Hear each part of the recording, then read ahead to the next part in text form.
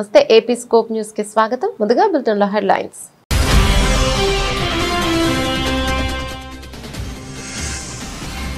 ఇకపై పాలస్తీనా దేశం ఏర్పాటును అంగీకరించబోమని ఇజ్రాయెల్ ప్రకటన.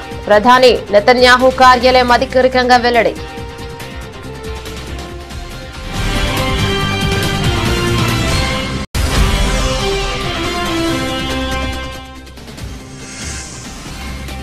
యుద్ధం అక్కర్లేదు, పీఓకే మనదే అవుతుంది, తనంతట తానుగానే భారత్ లో విలీనమవుతుందని కేంద్ర రక్షణ మంత్రి రాజ్నాథ్ సింగ్ ధీమా.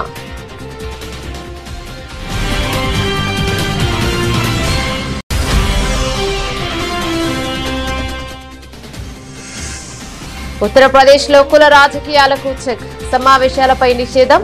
యూపీలో కుల వివక్ష నిర్మూలనకు యోగి సర్కార్ కఠిన చర్యలు.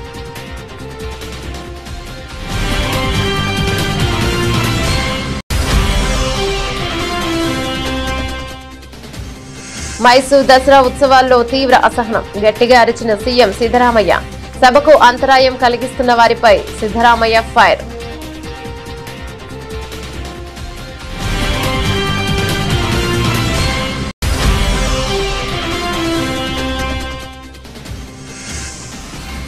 రెండో రోజు గాయత్రీదేవి అలంకరణలో దర్శనమిస్తున్న దుర్గమ్మ. దుర్గమ్మను దర్శించుకునేందుకు క్యూ లైన్ లో బారులు తిరిగిన భక్తులు.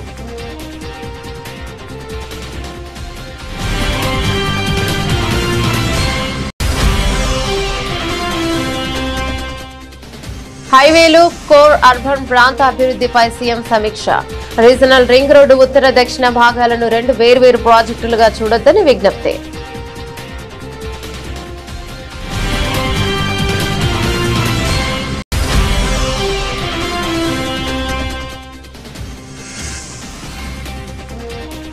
వ్యవసాయంపై అసెంబ్లీలో ముఖ్యమంత్రి చంద్రబాబు ప్రసంగం. వ్యవసాయాన్ని లాభదాయకంగా చేయడమే లక్ష్యమని వెల్లడి.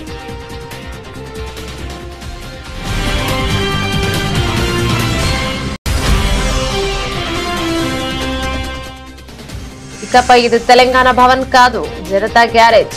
ఆర్ఆర్ఆర్ బాధితులకు బీఆర్ఎస్ పార్టీ పూర్తి అండగా ఉంటుందని కేటీఆర్ హామీ.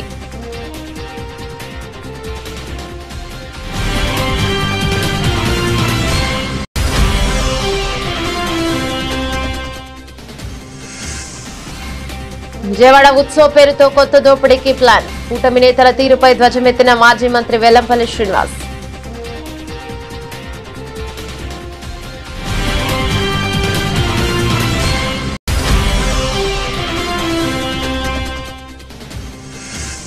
రేవంత్ రెడ్డి ఆదేశాలతో మాజీ డీఎస్పీ నళినిని కలిసిన యాదాద్రి భువనగిరి జిల్లా కలెక్టర్. సాయం చేసేందుకు ప్రభుత్వం సిద్ధంగా ఉందని హామీ.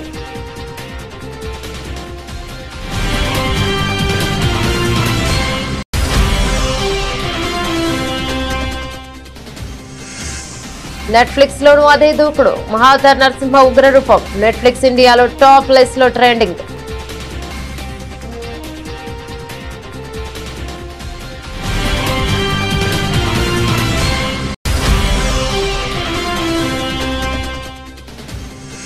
ఫుట్బాల్ మ్యాచ్ లో కూడా పాకిస్తాన్ ఆటగాళ్ల పిచ్ వేశాలు. భారత్ చేతిలో ఓటమి. షాఫ్ అండర్ 17 ఛాంపియన్షిప్ లో పాక్ పై భారత్ ఘన విజయం.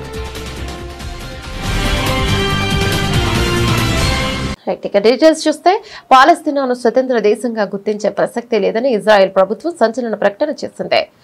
జోర్దాన్ నదికి పశ్చిమ ప్రాంతంలో పాలస్తీనా దేశం అనేదే ఉండబోదని తేల్చి చెప్పింది. ఈ విషయాన్ని ఇజ్రాయెల్ ప్రధానమంత్రి బెంజమిన్ నెతన్యాహు కార్యాలయం సోషల్ మీడియా వేదికగా ఎక్స్ ద్వారా అధికారికంగా వెల్లడించింది. పాలస్తీనా దేశ ఏర్పాటుకు అంతర్జాతీయంగా మద్దతు పెరుగుతున్న తరుణంలో ఇజ్రాయెల్ ఈ ప్రకటన చేయడం తీవ్ర చర్చనీయాంశంగా మారింది. 2023 అక్టోబర్ 7న హమాస్ ఉగ్రవాదులు జరిపిన మారణ హోమం తర్వాత తమ దేశం మధ్యలో బలవంతంగా ఒక ఉగ్రవాద రాజ్యాన్ని ఏర్పాటు చేసే ప్రయత్నాలను ఎట్టి పరిస్థితుల్లోనూ జరగనివ్వబోమని నెతన్యాహు ప్రభుత్వం స్పష్టం చేసింది. పాలస్తీనాకు మద్దతు ఇస్తున్న దేశాలకు ఇది తమ నుంచి స్పష్టమైన సందేశం అని పేర్కొంది. ఈ నెలాఖరులో జరగనున్న ఐక్యరాజ్య సమితి సర్వసభ్య సమావేశంలో పాల్గొనేందుకు నెతన్యాహు అమెరికా వెళ్లనున్నారు. ఈ పర్యటన నుంచి తిరిగి వచ్చాక దీనిపై పూర్తి స్థాయిలో స్పందిస్తామని కీలక పర్యటన ఉంటుందని ప్రధాని కార్యాలయం తెలిపింది. ఆసక్తికరంగా ఈ పర్యటన సందర్భంగా వైట్ హౌస్ కు రావాల్సిందిగా అమెరికా అధ్యక్షుడు డొనాల్డ్ ట్రంప్ నుంచి నెతన్యాహుకు ఫోన్ కాల్ ద్వారా ఆహ్వానం అందింది. మరోవైపు ఐక్యరాజ్య సమితిలో పాలస్తీనా దేశ ఏర్పాటుకు మద్దతుగా తీర్మానం ప్రవేశపెట్టేందుకు పలు దేశాలు ప్రయత్నిస్తున్న సమయంలో ఇజ్రాయెల్ ఈ నిర్ణయం తీసుకోవడం ప్రాధాన్యం సంతరించుకుంది. పాలస్తీనాను ఒక దేశంగా గుర్తిస్తున్నట్లు బ్రిటన్, ఆస్ట్రేలియా, కెనడా ఇప్పటికే బాహాటంగా ప్రకటించాయి. పాకిస్తాన్ ఆక్రమిత కశ్మీర్ పీఓకేను స్వాధీనం చేసుకునేందుకు యుద్ధం చేయాల్సిన అవసరం లేదని, అది తనంతట తానుగానే భారత్ లో విలీనమవుతుందని కేంద్ర రక్షణ మంత్రి రాజ్నాథ్ సింగ్ ధీమాను వ్యక్తం చేశారు. పీఓకేలో పరిస్థితులు మారుతున్నాయని, అక్కడి ప్రజలే పాకిస్తాన్ పాలన నుంచి విముక్తి కోరుకుంటున్నారని ఆయన స్పష్టం చేశారు. మొరాకో పర్యటనలో ఉన్న ఆయన అక్కడి భారతీయ సమాజాన్ని ఉద్దేశించి ప్రసంగిస్తూ ఈ కీలక వ్యాఖ్యలు చేశారు. పీఓకేలో ప్రజలు పాకిస్తాన్ పాలనపై తీవ్ర అసంతృప్తితో ఉన్నారని, స్వేచ్ఛ కోసం ఉద్యమిస్తున్నారని ఆయన తెలిపారు. పీఓకేలో డిమాండ్ ఇప్పటికే మొదలయ్యాయి. మీరు నినాదాలు వినే ఉంటారు. నేడు కూడా భారతీయుడినే, మైన్ బి భారత్ హూన్ అంటూ అక్కడ నినాదాలు విన్నంటున్నాయి. కాబట్టి మనం బల ప్రయోగం చేయాల్సిన అవసరం రాదు అని రాజ్నాథ్ వివరించారు. 5 ఏళ్ల క్రితం కశ్మీర్ లోయలో సైనికులతో మాట్లాడినప్పుడు కూడా ఇదే విషయాన్ని తాను చెప్పానని ఆయన గుర్తు చేశారు. పీఓకేను తిరిగి చేజెక్కించుకునే అవకాశాన్ని కేంద్ర ప్రభుత్వం ఆపరేషన్ సింధూర్ సమయంలో చేజార్చుకుంటుందంటూ విపక్షాలు విమర్శలు చేస్తున్న తరుణంలో రాజ్నాథ్ సింగ్ వ్యాఖ్యలు ప్రాధాన్యత సంతరించుకుంటున్నాయి. మే 7న జరిగిన ఆ ఆపరేషన్ లో భారత్ కు పైచేయి ఉన్నప్పటికీ కేవలం కాల్పుల విరమణ ఒప్పందంతో సర్ది పెట్టుకుందని ప్రతిపక్షాలు ఆరోపిస్తున్నాయి. ఇదే ప్రసంగంలో ఇతర దేశాల చర్యలపై భారత్ సమన్వయంతో వ్యవహరిస్తోందని రాజ్నాథ్ పేర్కొన్నారు. पीओके अपने आप आएगा, चिंता क्यों करते हैं? पीओके में डिमांड होने लगी। आपने सुना होगा 1-2 बार कुछ लोगों ने नारेबाजी की थी। 5 साल पहले एक बार इंडियन आर्मी को कश्मीर वैली में मैं संबोधित कर रहा था एक कार्यक्रम को। उस समय ही मैंने कहा था कि पीओके को आक्रमण करके हड़पने की जरूरत नहीं पड़ेगी। वो तो हमारा पड़ोसी है ही, वो हमारा है ही पीओके। और पीओके के लोग स्वयं ये कहेंगे कि मैं भी भारत हूं, और वह दिन आने वाला है। ఉత్తరప్రదేశ్ లో కుల వివక్ష నిర్మూలనే లక్ష్యంగా యోగి ఆదిత్యనాథ్ ప్రభుత్వం సంచలన నిర్ణయాలు తీసుకుంది. సమాజంలో కుల ప్రస్తావనలకు తావు లేకుండా చేసేందుకు అలహాబాద్ హైకోర్టు ఇచ్చిన ఆదేశాల మేరకు కఠిన నిబంధనలు అమల్లోకి తెచ్చింది. ఇకపై పోలీసు రికార్డులు మొదలుకొని వాహనాలపై రాసే నినాదాల వరకు ఎక్కడా కులం కనిపించకూడదని స్పష్టం చేస్తూ జిల్లా అధికారులకు ఉత్తర్వులు జారీ చేసింది. ఈ ఆదేశాలు తక్షణమే అమల్లోకి వస్తాయని ప్రభుత్వం స్పష్టం చేసింది. తాజా ఆదేశాల ప్రకారం రాష్ట్ర వ్యాప్తంగా పోలీసు రికార్డుల్లో నిందితుల కులాన్ని ప్రస్తావించడాన్ని పూర్తిగా నిషేధించాలని, కేసు మెమోలో, అరెస్టు పత్రాలు, పోలీస్ స్టేషన్లలోని బోర్డులపై కూడా కులాన్ని పేర్కొనకూడదని తేల్చి చెప్పారు. Crime and criminal tracking network and systems CCTVSS database లో సైతం కులానికి ఇక సంబంధించిన కాలంను ఖాళీగా ఉంచమని అన్నారు. అయితే ఇకపై రికార్డుల్లో నిందితుడి తండ్రి పేరుతో పాటు తల్లి పేరును కూడా తప్పనిసరిగా నమోదు చేయాలని సూచించారు. ప్రభుత్వ, ప్రైవేట్ వాహనాలపై కులాల పేర్లు, కులాన్ని సూచించే నినాదాలు లేదా స్టిక్కర్లు అతికిస్తే మోటార్ వాహనాల చట్టం కింద జరిమానాలు విధిస్తామని ప్రభుత్వం హెచ్చరించింది. అలాగే పట్టణాలు, గ్రామాల్లో కులాల పేర్లతో ఏర్పాటు చేసిన బోర్డుల చిహ్నాలను వెంటనే తొలగించాలని అధికారులను ఆదేశించింది. రాజకీయ లబ్ధి కోసం నిర్వహించే కుల సమావేశాలను కూడా ప్రభుత్వం నిషేధించింది. क्योंकि विभाजित था। हमें फिर से विभाजित नहीं होना है। ये जातिवादी मानसिकता, ये क्षेत्रीय विभाजन की मानसिकता, यह विभिन्न वादों में विभाजन की मानसिकता जो भारत की गुलामी का कारण बना था, उससे मुक्त होकर के हमें सामाजिक एकता के मार्ग को प्रशस्त करने की दिशा में आगे बढ़ना होगा। समता मूलक समाज की दिशा में आगे बढ़ना पड़ेगा। वही राष्ट्रीय एकता का आधार बनेगा। కర్ణాటక ముఖ్యమంత్రి సిద్దరామయ్య మైసూర్ దసరా వేడుకల ప్రారంభోత్సవంలో తీవ్ర ఆగ్రహాన్ని వ్యక్తం చేశారు.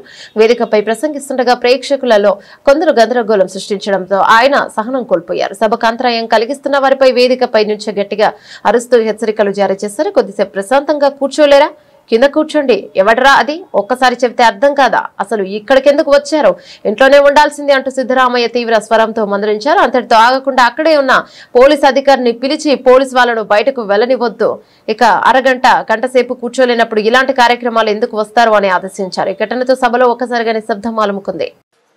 ಸ್ನೇಹಿತರೆ, ಇನ್ನೊಂದು ಸ್ವಲ್ಪ ಹೊತ್ತು ಕೂತ್ಕೊಳ್ಳಕ್ಕಾಗಲ್ಲ ನಿಮ್ಗೆ? ಕೂತ್ಕೊಳ್ಳ ಯಾರವನು? ಒಂದ್ಸಾರಿ ಹೇಳಿದ್ರೆ ಗೊತ್ತಾಗಲ್ಲ ನಿಮ್ಗೆ? ಯಾಕೆ ಬರ್ತೀರಿ ನೀವು ಇಲ್ಲಿಗೆ? ಮನೇಲಿ ಇರ್ಬೇಕಾಗಿತ್ತು.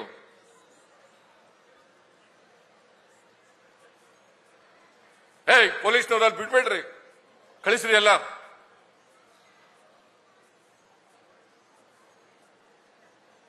ಒಂದು ಅರ್ಧ ಗಂಟೆ 1 ಗಂಟೆ ಕೂತ್ಕೊಳ್ಳಕ್ಕಾಗಲ್ಲ ಅಂತಂದ್ರೆ ಯಾಕೆ ಬರ್ತೀರಿ ಇಲ್ಲಿಗೆ ಫಂಕ್ಷನ್ಗೆ ನೀವು? ఇంద్రకీలాద్రిపై దసరా శరన్నవరాత్రి ఉత్సవాలు అంగరంగ వైభవంగా జరుగుతున్నాయి. రెండో రోజు గాయత్రీదేవి అలంకరణలో కనకదుర్గమ్మ భక్తులకు దర్శనమిస్తున్నారు. ఇంద్రకీలాద్రి అమ్మవారిని రోజు మంగళవారం పలువురు మంత్రులు దర్శించుకున్నారు. హోమ్ మినిస్టర్ వంగలపూడి అనిత, గుమ్మడి సంధ్యారాణి, పరిటాల సునీత, యాలగడ్డ వెంకట్రావు దుర్గమ్మను దర్శించుకున్నారు. అమ్మవారి దర్శనం అనంతరం మంత్రులు వేద పండితుల చేత మంత్రులకు ఆశీర్వచనం పొందారు.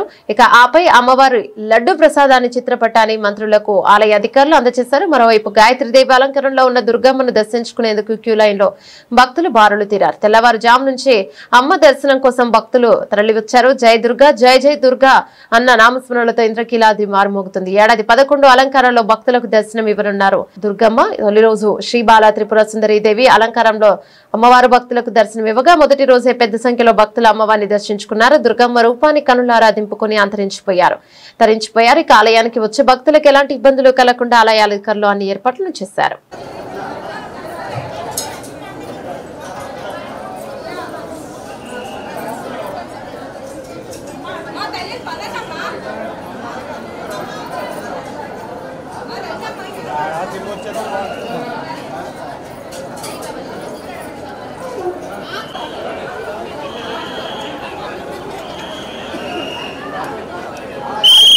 రీజనల్ రింగ్ రోడ్డు ఆర్&ఆర్ ఉత్తర దక్షిణ భాగాలను 2 వేర్వేరు ప్రాజెక్టులుగా చూడొద్దని భారత జాతీయ రహదారుల ప్రాధికార సంస్థ NHAI అధికారులతో సీఎం రేవంత్ రెడ్డి అన్నారు. ఉత్తర భాగానికి కేటాయించిన నంబరునే దక్షిణ భాగానికి కూడా కొనసాగించాలని కోరారు. అందుకే వెంటనే అనుమతులు మంజూరు చేయడంతో పాటు ఏకకాలంలో 2 పనులు ప్రారంభించేందుకు సహకరించాలన్నారు.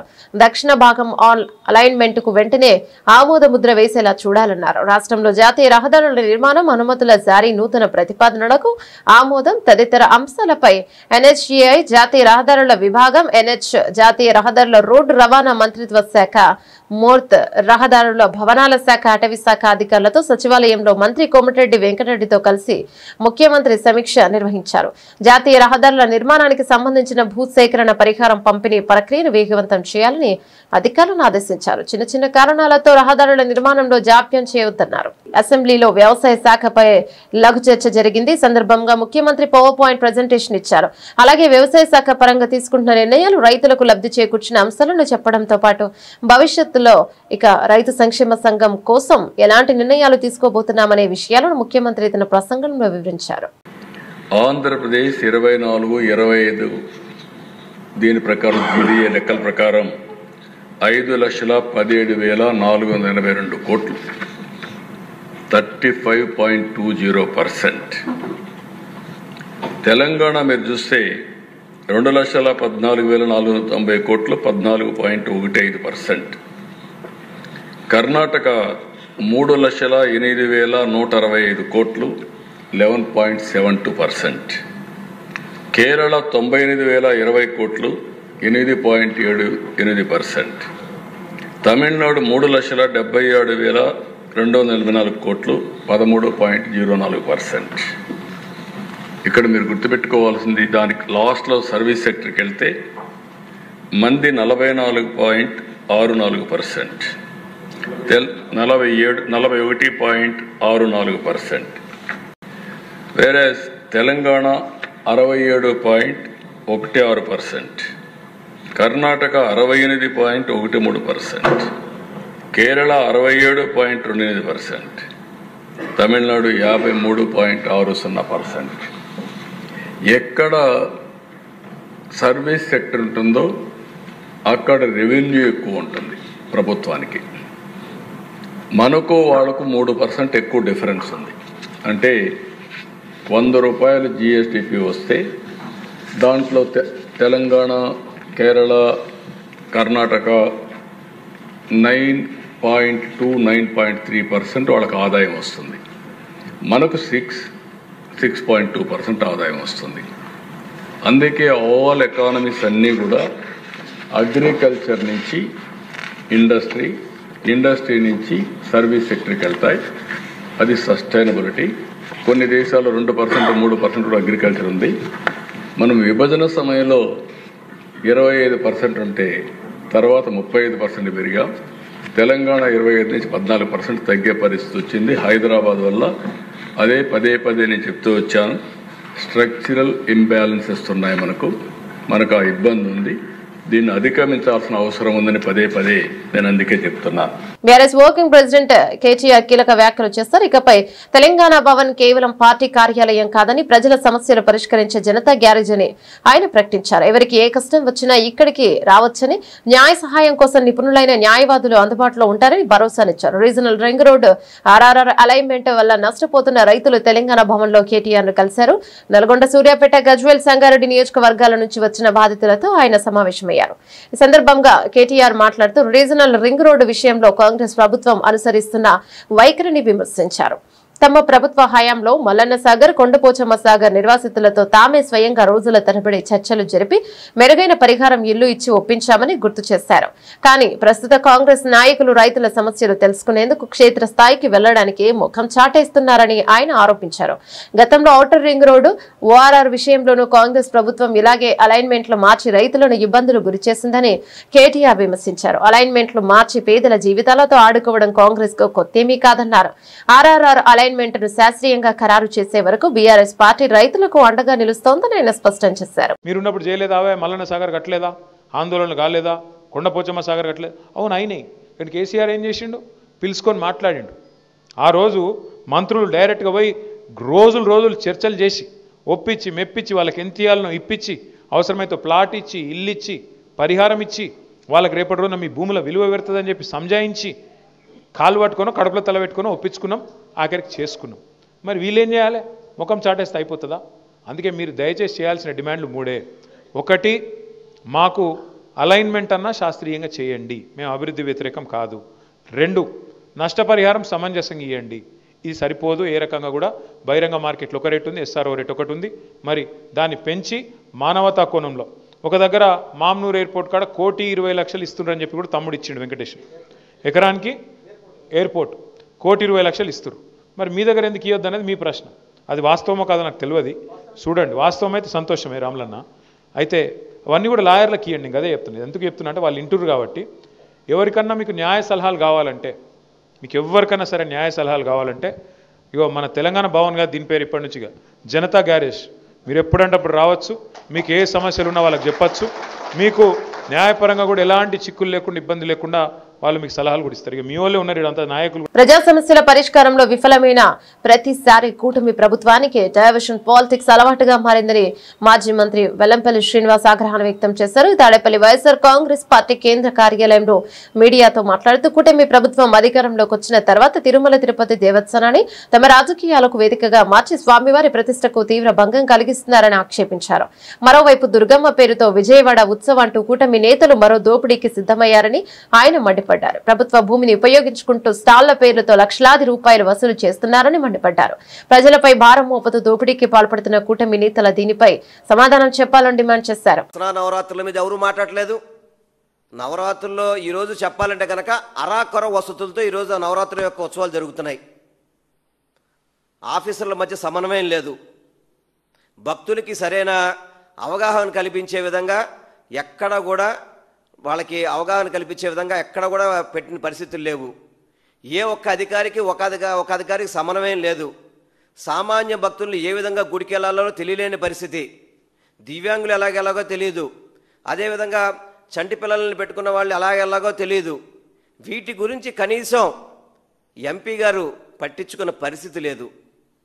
ఎంపీ గారు పట్టించుకున్న పరిస్థితి మాట్లాడితే విజయవాడ ఉత్సవం గురించి ప్రెస్ మీట్లే తప్ప దసరా నవరాత్రులు ఈ విధంగా జరుగుతాయి అని చెప్పని ఎంపీ స్థాయిలో కానీ, మంత్రి స్థాయిలో కానీ, ఎమ్మెల్యే స్థాయిలో కానీ ఎన్ని రివ్యూలు పెట్టారు చెప్పండి? ఒక రివ్యూలో ఎంపీ, ఎమ్మెల్యే, మంత్రులు కలిసిన రివ్యూ నేను ఎక్కడ చూడలేదు. మరి కనీసం గతంలో మా ప్రభుత్వంలో అయితే కనుక ఫీల్డ్ విజిట్లు చేసేవాళ్ళం, రివ్యూలు చేసేవాళ్ళం, భక్తులకు అన్ని రకాల సౌకర్యాలతో ప్రతి ఒక్కటి కూడా ఏర్పాట్లు చేసేవాళ్ళం. ఈరోజు కేవలం విజయవాడ ఉత్సవకే ప్రజాప్రతినిధులందరూ కూడా పరిమితం అయిపోయారు. ఎందుకంటే నేను వేరే విధంగా మాట్లాడలేదు. మీరు దుర్గమ్మని ఏ విధంగా దుర్గమ్మ పేరు చెప్పుకుని విజయవాడ ఉత్సవాలు అని చెప్పని కమర్షియల్ యాక్టివిటీస్ స్టాల్స్ చూడండి. విజయవాడ ఉత్సవానికి స్టాల్స్ అంట 10 సైజు వచ్చేసి 56 రోజులకి 3,50,000 రూపాయలు వసూలు చేస్తారట. స్థలాలన్నీ ఏమో ప్రభుత్వ స్థలాలు, పున్నమి కానీ, స్టేడియం కానీ, తుమ్మనపల్ల కళాక్షేత్రం కానీ, ఘంటసాల కానీ, ఇప్పుడు మీరు ఏదైతే గొల్లపూడిలో దేవాలయ శాఖ చూసుకున్నారో అన్ని ప్రభుత్వ స్థలాలే. ఇప్పుడు ఒక గొల్లపూడి దానికి 45 లక్షలు చెక్ ఇచ్చినట్టుకున్నారు. అది కూడా ఆ స్థలాన్ని కూడా కొట్టేయాలని చెప్పని కృష్ణా జిల్లా మన ఎన్టీఆర్ జిల్లా కలెక్టర్తో అది గోల్ఫ్ కోర్ట్ అని చెప్పని, ఎగ్జిబిషన్ సొసైటీ అని చెప్పని, ఈ స్థలాలు లాంగ్ లీజ్కి ఇచ్చేయమని చెప్పి మీరు కలెక్టర్తో రాయించింది వాస్తవం కాదా? వాటన్నిటిని కూడా భక్తులు తప్పు పట్టబట్టి మళ్ళీ 2 నెలలకి మేము 45 లక్షల రూపాయలు అద్దె కడతామని చెప్పని మీరు 40 ఎకరాలకి కలిపి 45 లక్షల రూపాయలు కడితే 10 సైజుకి 3,50,000 వసూలు చేస్తారండి. ఇది మీరు చేస్తున్న వ్యాపారమా? విజయవాడ ఉత్సవాలు చేస్తారు చెప్పండి. ఇంజనీరింగ్ కాలేజీలు కూడా మీరు స్టాల్స్ పెట్టాలి, వేరే విధంగా కంపెనీస్ ఉంటే మీరు స్టాల్స్ పెట్టాలి అని చెప్పని ఒత్తిడి చేయడం, స్టాల్స్ ద్వారా కోట్ల రూపాయలు వసూలు చేయడం. కోట్ల రూపాయలు విజయవాడ ఉత్సవంలో పబ్లిక్ ఏమి ఉరిగిందని చెప్పండి. మీరు బుక్ మై షోలో ఇళయరాజా గారి షోకి బుక్ మై షోలో పెట్టారు టికెట్స్ కొనుక్కోండి అని చెప్పని. బుక్ మై షోలో చూడండి 849 రూపాయల నుంచి 59,000 రూపాయల వరకు టికెట్ అండి దానికి. ఇది బుక్ మై షోలో తీసుకున్న ప్రింట్. ఇది అనారోగ్యంతో బాధపడుతున్న మాజీ డీఎస్పీ నళినిని యాదాద్రి భువనగిరి జిల్లా కలెక్టర్ హనుమంతరావు పరామర్శించారు. ముఖ్యమంత్రి రేవంత్ రెడ్డి ఆదేశాల మేరకు కలెక్టర్ ఆమె నివాసానికి వెళ్లి మాట్లాడారు. నళిని ఆరోగ్య పరిస్థితిని అడిగి తెలుసుకుని ప్రభుత్వం అన్ని విధాల సహాయం చేయడానికి సిద్ధంగా ఉందని హామీనిచ్చారు. ఆమె సర్వీసు సమస్యను కూడా త్వరలోనే పరిష్కరిస్తామని ముఖ్యమంత్రి తెలిపారని ఆయన వెల్లడించారు. నళిని చికిత్సకు ఎంత ఖర్చైనా ప్రభుత్వమే భరిస్తోందని కలెక్టర్ హామీనిచ్చారు.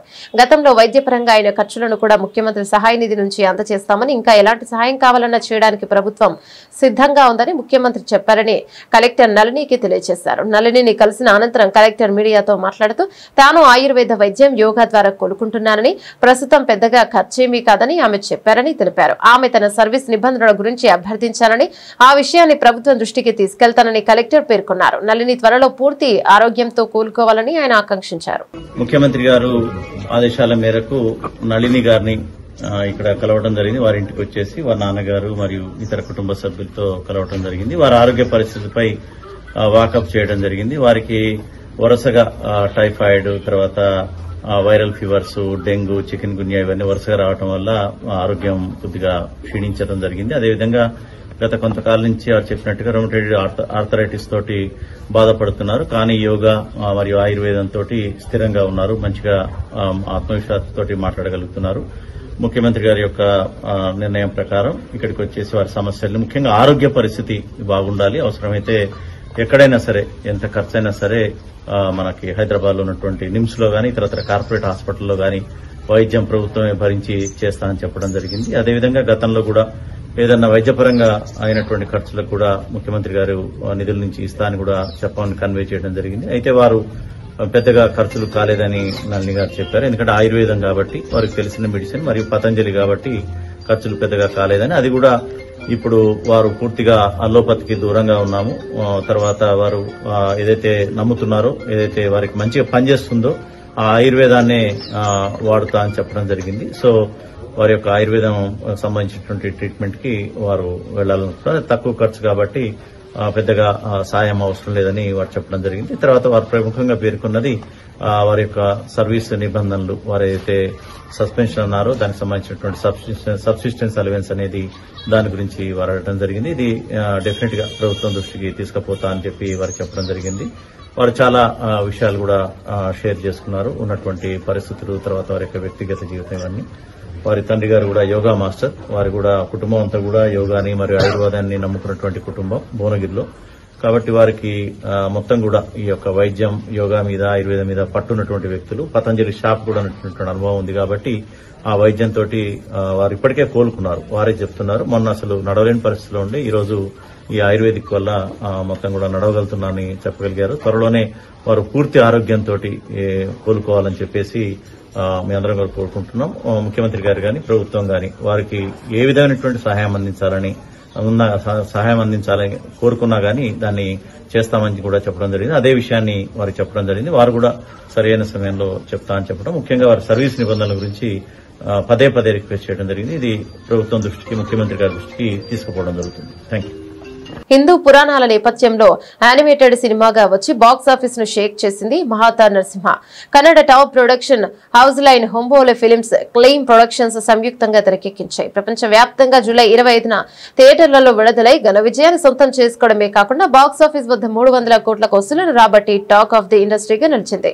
అశ్విన్ కుమార్ దర్శకత్వం వహించిన ఈ మూవీ ప్రస్తుతం పాపులర్ ఓటీటీ ప్లాట్ఫామ్ నెట్ఫ్లిక్స్ లో సెప్టెంబర్ 19 నుంచి పలు భారతీయ భాషల్లో స్ట్రీమింగ్ అవుతుంది. కాగా ఈ చిత్రం నెట్ఫ్లిక్స్ లోనూ తన దూకుడు ప్రదర్శిస్తోంది. నెట్ఫ్లిక్స్ ఇండియాలో టాప్ ప్లేస్ లో ట్రెండింగ్ అవుతోంది. ముందుగా అంతా ఊహించినట్లుగానే అద్భుతమైన వ్యూవర్షిప్ తో డిజిటల్ ప్లాట్ఫామ్ లో కూడా ధనయాత్ర కొనసాగిస్తోంది. Ashwin Kumar story telling, solid visuals కు కుటుంబ ప్రేక్షకులు చిన్నారులు ఫిదా అయిపోతున్నారు. హిందూ పురాణాలలోని శ్రీ మహావిష్ణువు దశావతారాలను ఆధారంగా చేసుకుని 7 భాగాలుగా రూపొందించే మహావతార్ సినిమాటిక్ యూనివర్స్ లో ఫస్ట్ పార్ట్ గా వచ్చింది.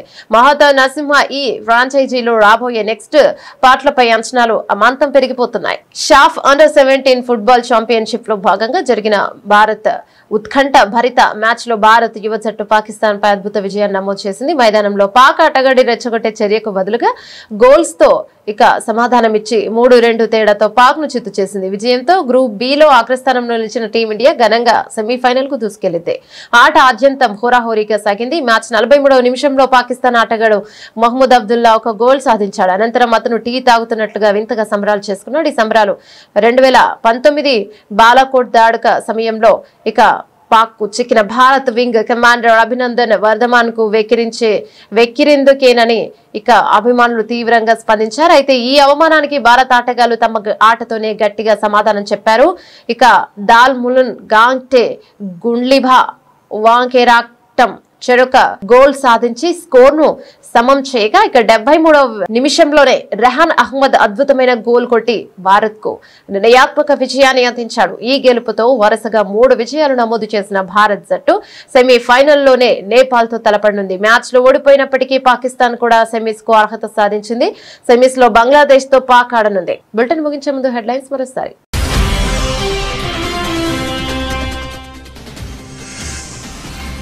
ఇకపై పాలస్తీనా దేశం ఏర్పాటును అంగీకరించబోమని ఇజ్రాయెల్ ప్రకటన. ప్రధాని నెతన్యాహు కార్యాలయం అధికారికంగా వెల్లడి.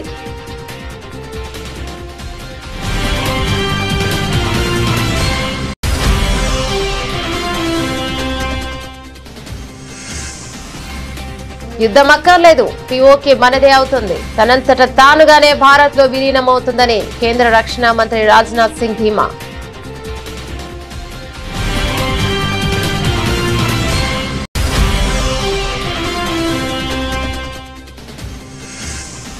ఉత్తరప్రదేశ్ లో కుల రాజకీయాలకు చెక్. సమావేశాలపై నిషేధం. యూపీలో కుల వివక్ష నిర్మూలనకు యోగి సర్కార్ కఠిన చర్యలు.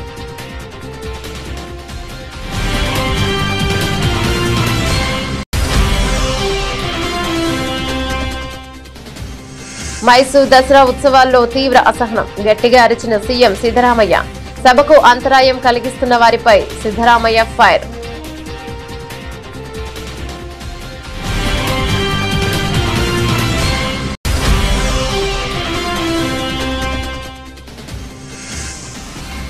రెండో రోజు గాయత్రీదేవి అలంకరణలో దర్శనమిస్తున్న దుర్గమ్మ.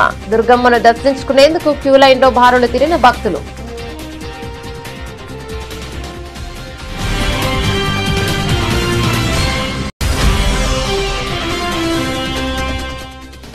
హైవేలు, కోర్ అర్బన్ ప్రాంత అభివృద్ధిపై సీఎం సమీక్ష. రీజనల్ రింగ్ రోడ్డు ఉత్తర దక్షిణ భాగాలను 2 వేర్వేరు ప్రాజెక్టులుగా చూడొద్దని విజ్ఞప్తి.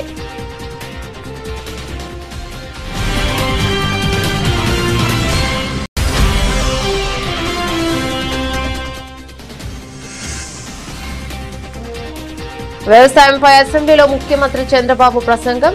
వ్యవసాయాన్ని లాభదాయకంగా చేయడమే లక్ష్యమని వెల్లడి.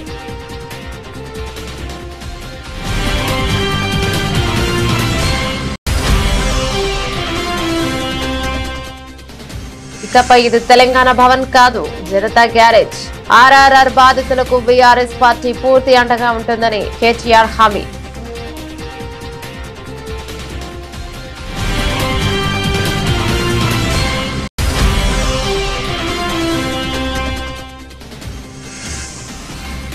విజయవాడ ఉత్సవ్ పేరుతో కొత్త దోపిడీకి ప్లాన్. కూటమి నేతల తీరుపై ధ్వజమెత్తిన మాజీ మంత్రి వెల్లంపల్లి శ్రీనివాస్.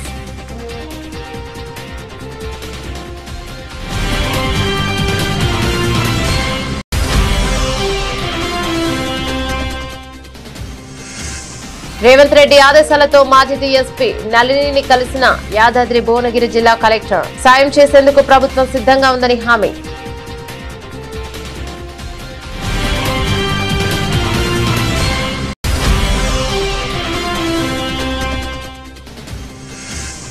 నెట్ఫ్లిక్స్ లోనూ అదే దూకుడు. మహావతార్ నరసింహ ఉగ్ర రూపం. నెట్ఫ్లిక్స్ ఇండియాలో టాప్ లిస్ట్ లో ట్రెండింగ్.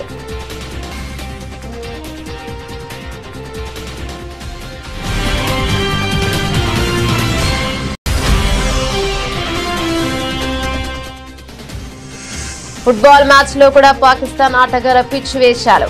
భారత్ చేతిలో ఓటమి. షాఫ్ అండర్-17 ఛాంపియన్షిప్ లో పాక్ పై భారత్ ఘన విజయం. ఇవి బులెటిన్ డీటెయిల్స్. మరో బులెటిన్ లో మళ్ళీ కలుసుకుందాం. అంతవరకు సెలవు. నమస్తే.